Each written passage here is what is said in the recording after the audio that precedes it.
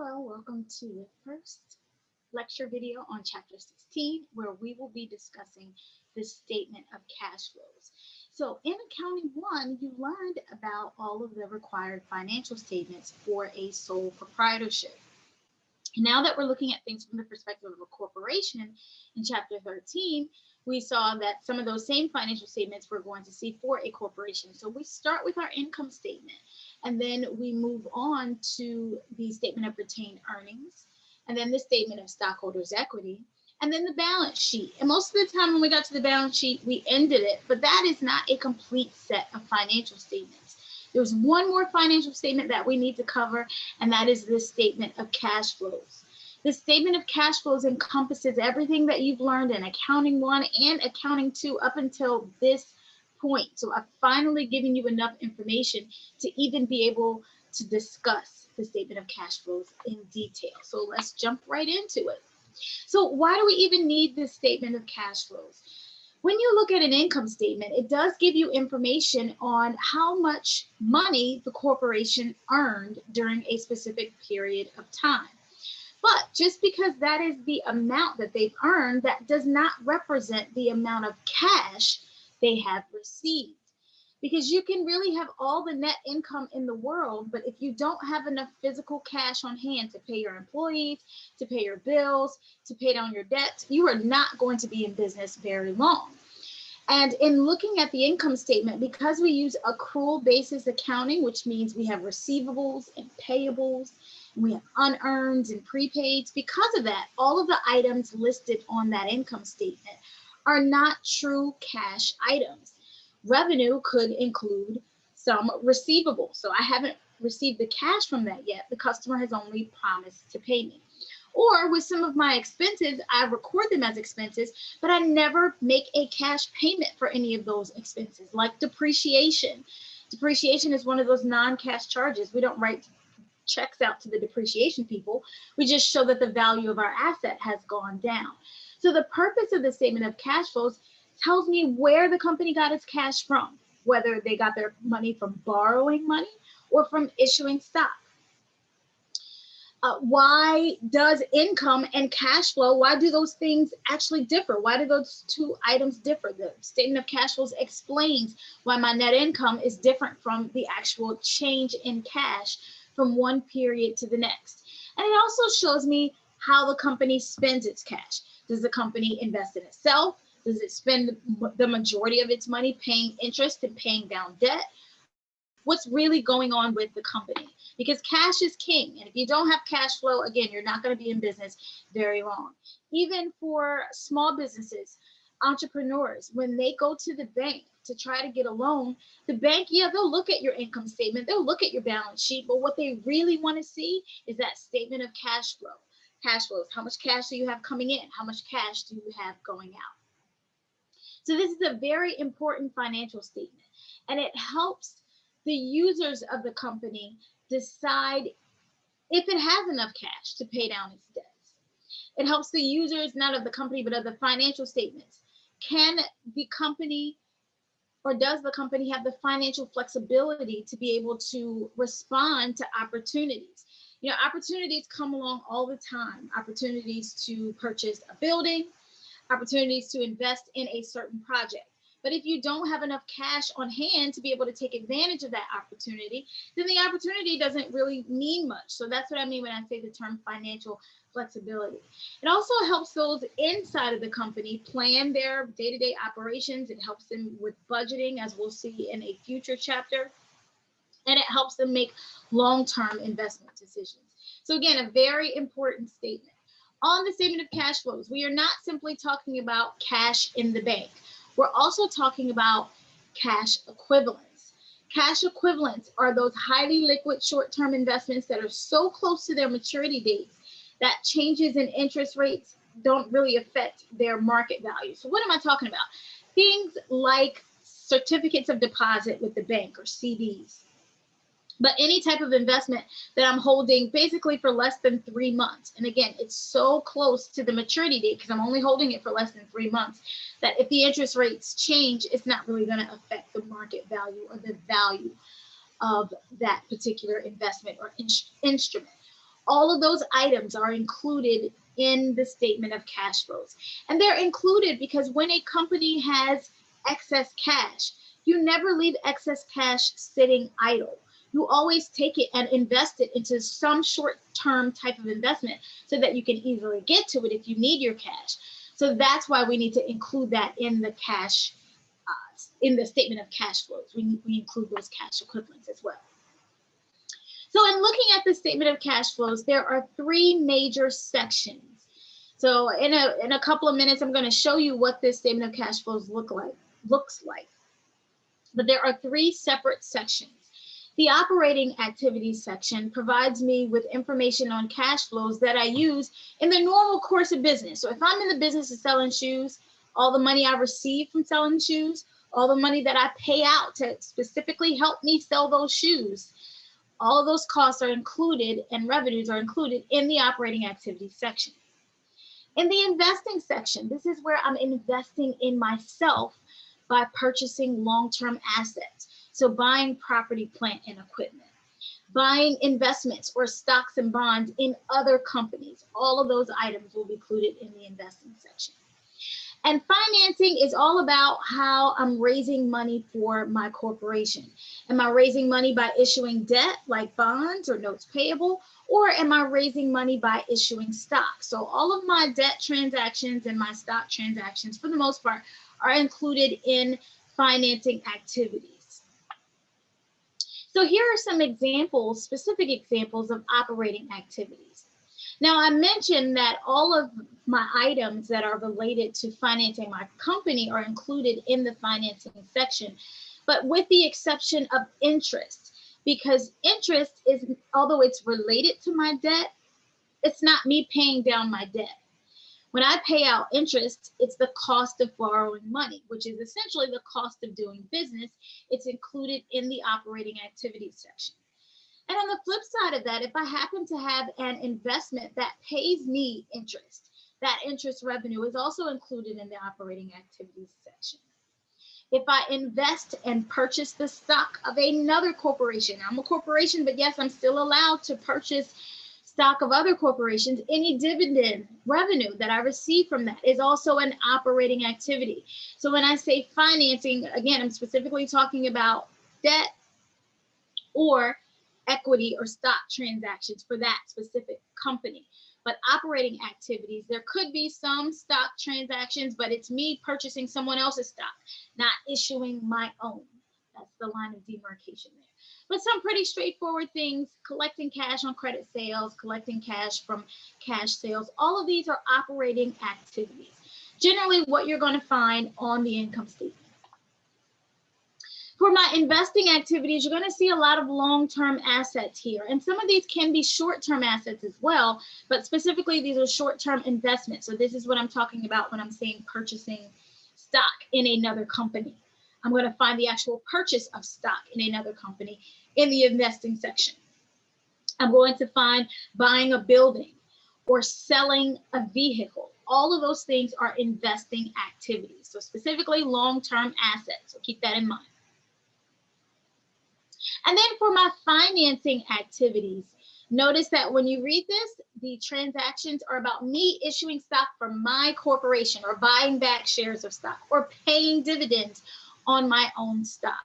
All of those items are included in the financing activities section, as well as short and long-term debt like notes payable and bonds payable. Sometimes there are some transactions that don't involve cash, but they are important for me to highlight.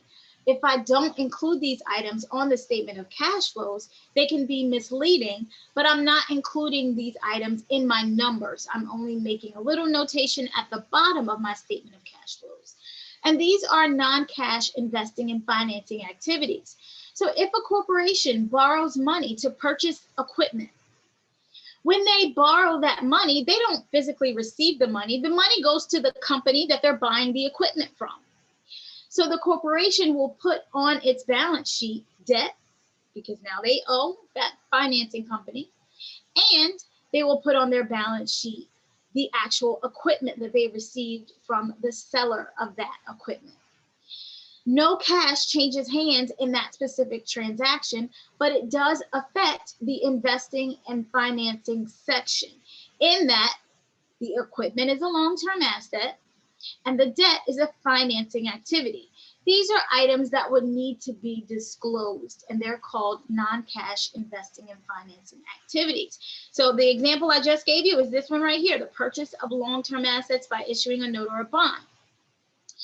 All of these other items listed here, you can read through those on your own, but those are other examples of investing and financing activities, but non-cash. Keep in mind, these items need to be disclosed. So here is a sort of a framework, a skeleton of a statement of cash flows. Because the statement of cash flows is an official and required financial report, notice that it does have a heading. It has the dollar signs and the single and double underlines, all things that should be included on an income statement, balance sheet, so on and so forth. The statement of cash flows, similar to the income statement, reports on information over a period of time. So I'm looking at all the cash that came in and went out for the entire year or the entire month, whatever that accounting period is. Now, we group all of our cash flows together based on our three separate activities: operating, investing, and financing. Each section has its own subtotal. And if the number is negative, then that is net cash used by operating activities. If the number is positive, it's net cash provided by operating activities. Once we find the subtotals for each one of our three sections, we add all of those subtotals together, and that gives me my change in cash. So I'm going to look at cash at the beginning of the period versus cash at the end of the period. I'm going to take the difference between those two numbers. And that difference should be my change in cash, or it should equal the sum of operating, investing, and financing activities. We then take that change in cash and we add it to cash at the beginning of the year to prove our cash, or to ensure that that equals cash at the end of the year, which is essentially going to come from our balance sheet.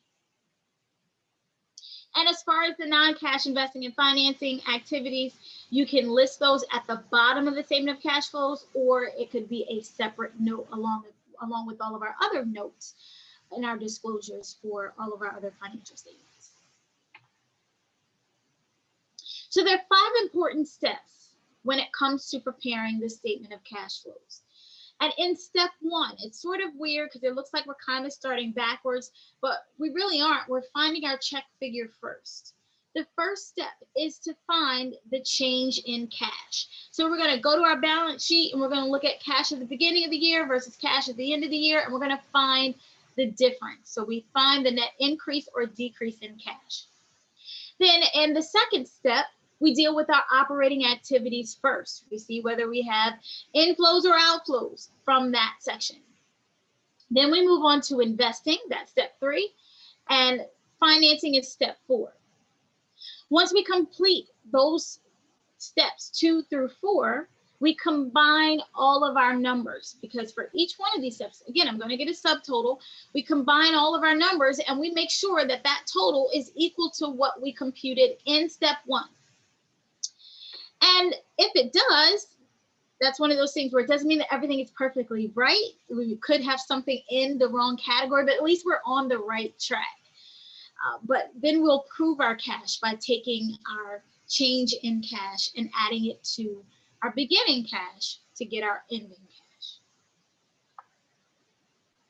Now, there are multiple ways that we can prepare this statement of cash flows. But the real question is, where does the information come from to help us prepare the statement of cash flows? Well, because we're talking about cash, it would be reasonable to look at the cash account and look at all of the transactions. So if we take a look at this T account for cash here, we could go through all of these transactions and label them as operating, investing, or financing. I could perform this in proper sequence. I could actually prepare the statement of cash flows in proper sequence by only looking at my cash account here. I have my beginning balance and I have my ending balance, so I could find the change in cash. We can go through and label each one of these items as operating, investing, or financing. So just for a couple of examples, receipts from customers is operating. Receipts from asset sales, that's investments, because we're talking about long-term assets, namely property, plant, and equipment. Receipts from stock issuance, that's a financing activity because I'm issuing my own stock. Payments for inventory, that's operating. Payments for operating expenses, operating. Interest is operating. Taxes is operating. Notes retirement is financing, and dividends financing as well, because I'm looking at debt and equity. And after labeling all those items, I can put them in their proper categories and compute the subtotals. Now, although this seems pretty straightforward by looking at this through the T account, in the real world, companies have thousands of transactions. Some companies have thousands of transactions a day that could possibly relate to cash. It would take forever to analyze every single cash transaction to create a statement of cash flows. So because of that, we generally don't use this method. Even though it's the natural place to look, we generally don't use this method. It's actually easier to analyze the non-cash accounts than it is to analyze the cash accounts because there are fewer transactions in the non-cash accounts. So we use this approach where we're analyzing our non-cash accounts to determine what happened with cash. And we can do this by modifying our accounting equation. Remember that assets equal liabilities plus equity. Well, if I want to isolate one of my assets and set all of my assets equal to my accounting equation here, or set that one asset equal to my accounting equation, then I would have to move all of my non-cash assets to the other side. So to determine what's going on with cash, I can focus on liabilities, equity, and all of my non-cash assets. But that negative is going to impact the way I look at my non-cash assets and the impact that they have on cash. So what I just showed you here is more of a theoretical concept. It's not something that I'm going to ask you on a test or a quiz. Just understand what I want you to take from this is that we look at our non-cash assets to explain what happened with cash. So where do we get our information from? We look at all of our other financial statements. So this is why the statement of cash flows is prepared last. We have to look at all of our other financial statements or prepare them first, and then they provide us with the information that we need to prepare the statement of cash flows. So I'm going to need my income statement. I'm going to need comparative balance sheets. And comparative balance sheets are balance sheets that show me the numbers from the previous year and the current year. And I need some additional information, because there's always a story behind the numbers. And looking at the balance sheet alone or the income statement alone, it's not enough to tell me all the important information that I need to be able to really understand what went on. So there's always some additional information provided to me. So in looking at the operating activity section, there are actually two methods that we can use to compute the net cash provided by operating activities. There is the direct method and there is the indirect method. 97% of companies use the indirect method. And not just that, GAAP says if you use the direct method, then you have to present a reconciliation that shows the indirect method. So most companies use the indirect method. Now, the reason why we have the direct method is because the direct method is said to be user-friendly.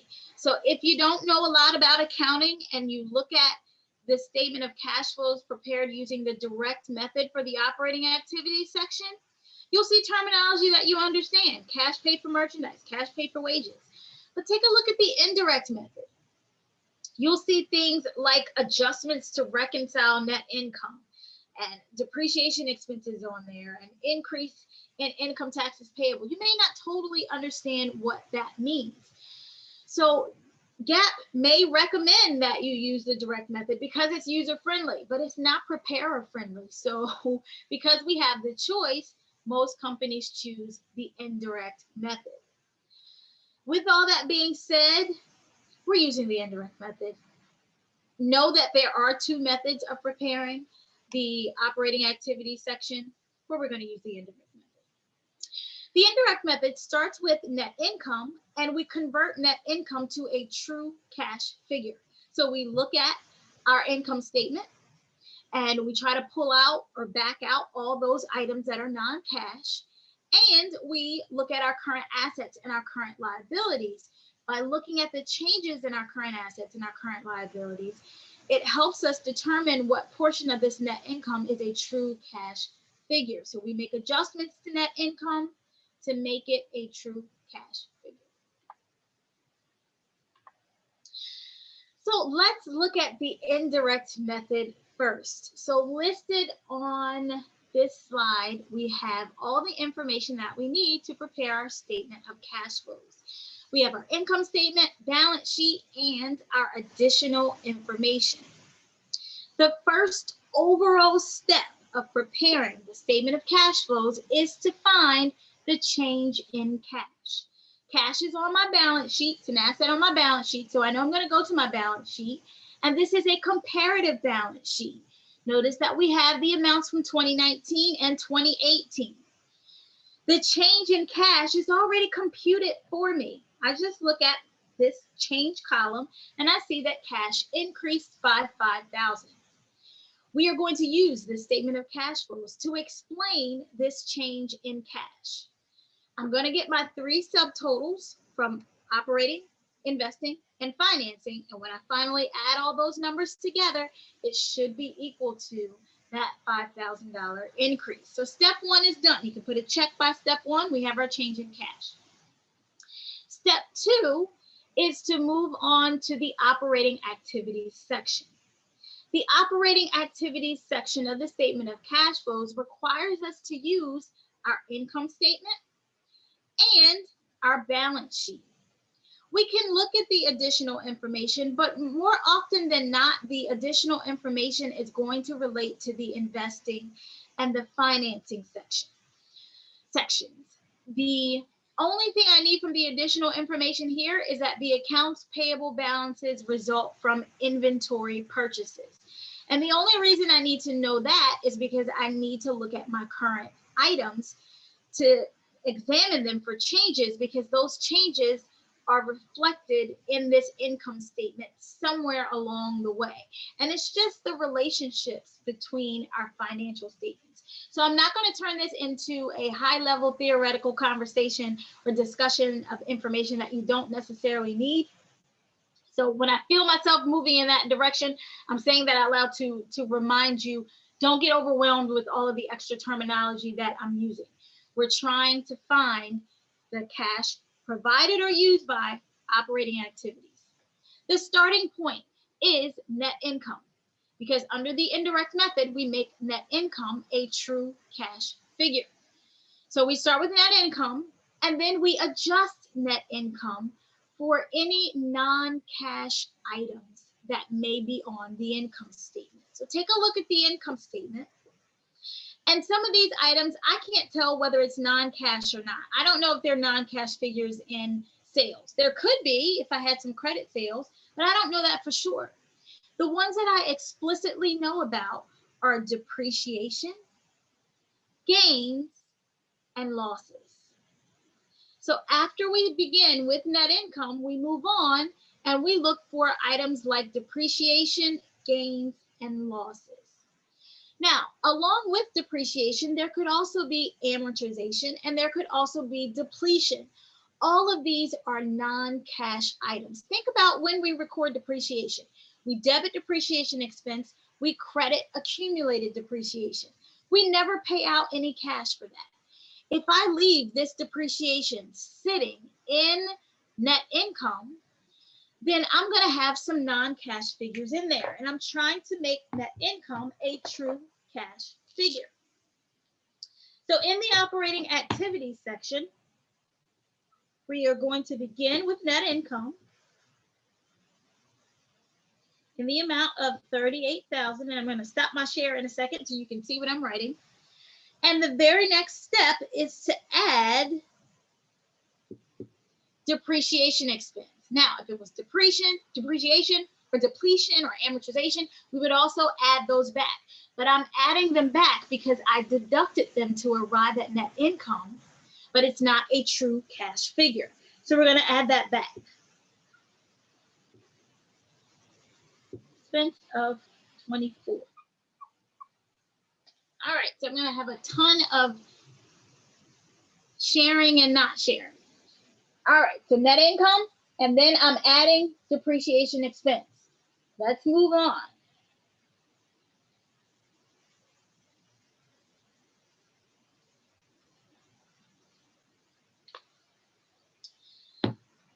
The next item that I had already mentioned were also gains and losses. So if you remember from Accounting 1 in Chapter 10, when you talked about property, plant, and equipment, and you sold property, plant, and equipment, the amount of cash that you received for that sale did not always equal to the book value of that property. When I say book value, I mean the cost of the property minus the accumulated depreciation.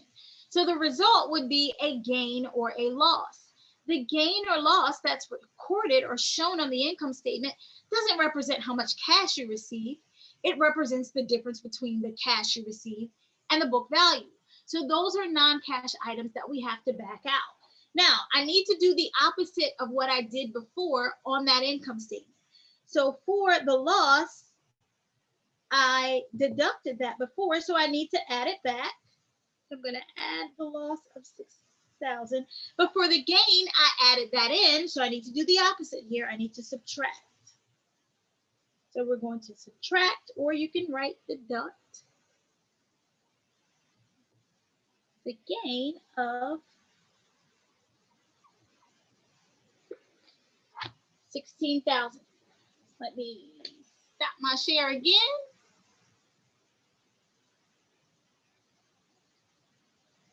So you can see what we're doing so far. Now, the next step is to deal with my current assets and my current liabilities. Because remember, we determine the change in cash by examining our non-cash assets and our liabilities and our equity. But in the operating activities section, I'm looking at current assets and current liabilities. So in looking at this, we use a simple formula. If our assets increase during the year, then the impact on net income to make it a true cash figure is just the opposite. So that means we have to subtract an increase. We do just the opposite when it's an asset. If an asset decreases, we add that decrease. With liabilities, we're moving in the same direction. So if the liabilities increase, we add that increase to make net income a true cash figure. Now, there's a ton of theory behind this, but let's just think about this logically for 1 second, just so that I can get you on the same page. The reason why we're moving in the same direction for liabilities and in the opposite direction for assets is because that accounting equation has to stay in balance. If assets equal liabilities plus equity, then if an asset goes up and the other part of my transaction is an asset, it better go down in order for my accounting equation to remain in balance. So if I'm trying to explain what's going on with cash by looking at a non-cash asset, then I have to have the opposite effect. But remember, on the accounting equation, if I have an asset and a liability, if that asset goes up, that liability better go up too, so the accounting equation can still remain in balance. So assets, opposite direction, liabilities, same direction. One more theoretical thing that I want to share with you, because I just want to make sure that you understand this. For sales, because I'm trying to make net income a true cash figure, but there's some non-cash items here in sales. If I happen to have had a credit sale or an accounts receivable, then that means I have some non-cash items in my sales figure. So notice accounts receivable increased by 20,000. So theoretically, that increase is buried in sales. So I have some extra money in sales that I added into net income, that I added into net income, of course, because I had to calculate it. Now I need to back it out. If I added it before, I had to subtract it. Notice that accounts receivable went up. So to correct this change, to make this a true cash figure, I'm going to subtract the increase. Two assets moving in the opposite direction. So again, if you don't like the theory, don't worry about the theory. Just remember, if it's assets, you're moving in opposite directions. Liabilities, you're moving in the same direction. So for accounts receivable, I'm going to subtract the increase.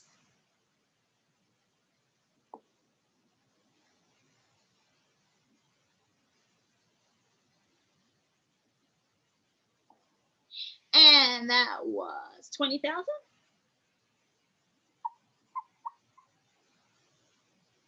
And then I'm going to do the same thing for inventory. It gets subtracted.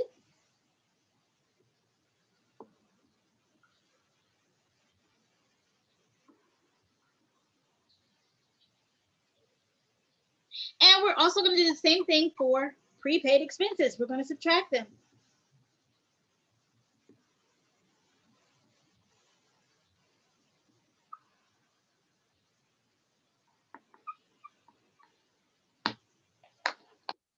Let me stop my share so you can see, and all this is on the coming slides, but I want to show you step by step. Now, notice the way I'm writing this. This is generally the way it should be written or typed out. When we do problems together in the walkthrough videos, we're probably going to do them in Excel. But in doing so, make sure that you remind yourself that you're subtracting and then put your negatives so that you remember to subtract them. I left out my word increase here, but generally you would put increase in accounts receivable or add the decrease in accounts receivable. But in this case, it was an increase. So let me go back because I also have to do the same thing with my liabilities. Only with my liabilities, I'm moving in the same direction and it feels like I'm about to run out of board space because I am. So with the liabilities, I'm going to subtract. A lot of subtracting going on here. The decrease in accounts payable.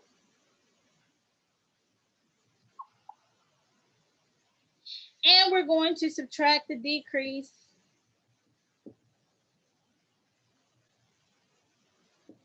in interest payable.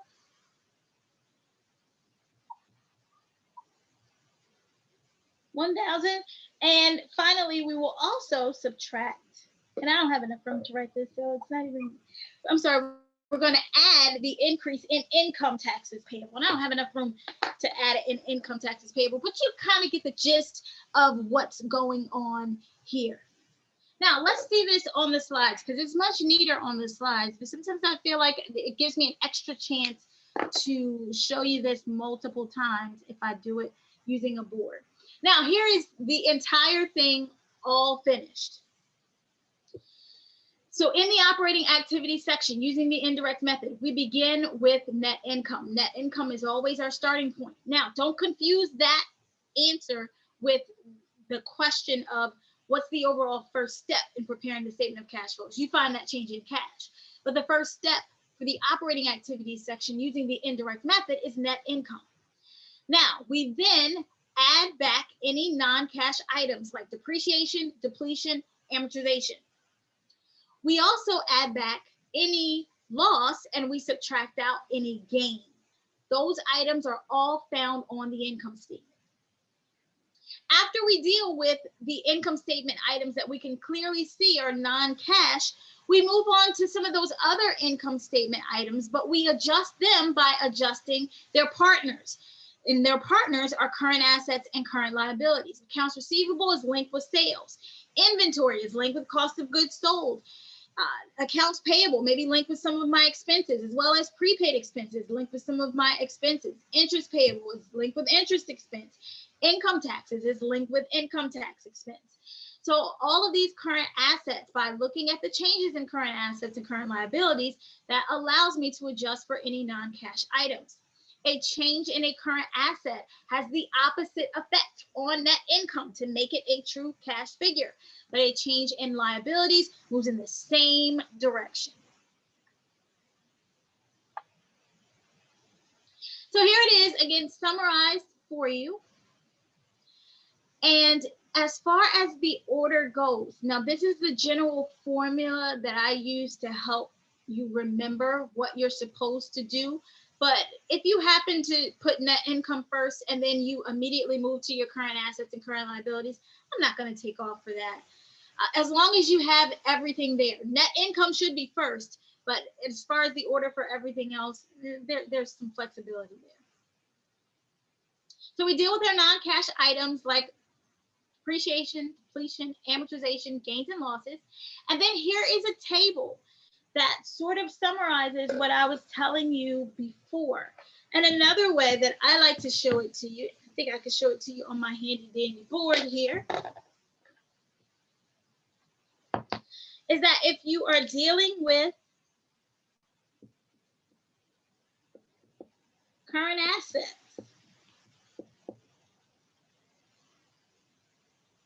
if current assets go down, then cash goes up. But for current liabilities, you're moving in the same direction.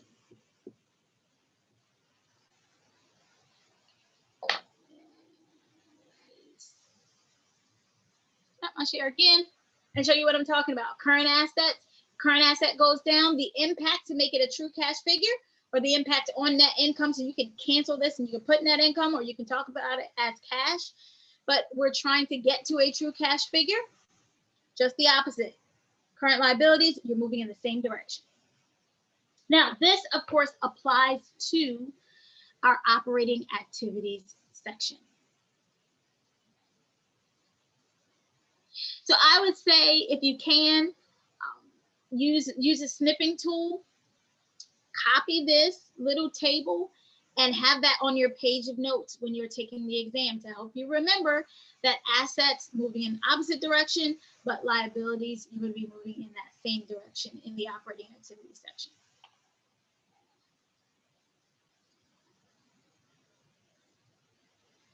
So we listed all of our changes in current assets and current liabilities. And then we combine all of those numbers to help us arrive at the net cash provided or used by operating activities. Now, take a look at the walkthrough video. I like to break this up in terms of operating because the operating section really takes the longest. So look at the operating problems and then come back and we'll take a look at investing and financing. I appreciate your time and attention and I hope you have a wonderful day.